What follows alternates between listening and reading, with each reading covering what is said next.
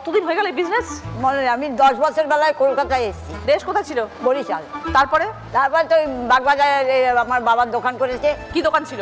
মুদিখানা। বাবার সঙ্গে থাকতে কাজ শিখে গেছেন? কাজ শিখে গেছি। 53 সালে বিয়ে হয়েছে। বর কি করতো? কিছু করতো না, অল্প স্বল্প কোনো কাজ করতো। আচ্ছা ওরা তো রিফিউজি ছিল না। আচ্ছা তারপরে এখানে এসে আবার দোকান করলাম, আমি দোকান করলাম।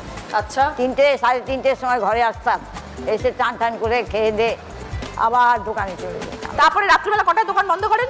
11টায়। 11টায়? কি পাওয়া যায় দোকানে? সব সব মানে? এই মুদিখানা, স্টেশনারি সব, অল ইন ইউ।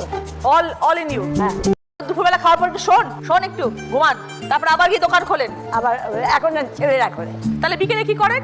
টিভি খুলে বসে থাকি। কি ঘুমোতে চলে যান? আমি একা খাই না, সবাই মিলে একসাথে? বাহ, খুব ভালো। দোতলায় আমি থাকি, 3তলায় ছোট। আপনি কি ওপর নিচ করেন? ওপর নিই, 5তলায় উঠি। হ্যাঁ, 5তলায়। সস্তলে উঠছেন নামছেন? হ্যাঁ, হাঁটু ঠিক আছে? এখন তো বয়স হয়েছে না, বেশি দৌড়তে পারি না। আপনি দৌড়াবেন? আমি তো আপনাকে হাঁটার কথা বলছি, আপনি বলছেন আমি দৌড়াতে চাই। কি করে সম্ভব দিদা? শক্তি রাখো। শক্তি রাখবো? বল বল বাহু বল, জল জল গঙ্গা জল। আর 4 বছর পরে তোমার 100 হয়ে যাবে, হ্যাঁ? তখন কিন্তু আবার আসতে হবে দিদি নাম্বার 1-এ, আবার দেখা হবে তোমার। যদি বেঁচে থাকি আর একবার। নিশ্চয়ই বেঁচে থাকবে, 100-র ওপরে বাঁচতে হবে।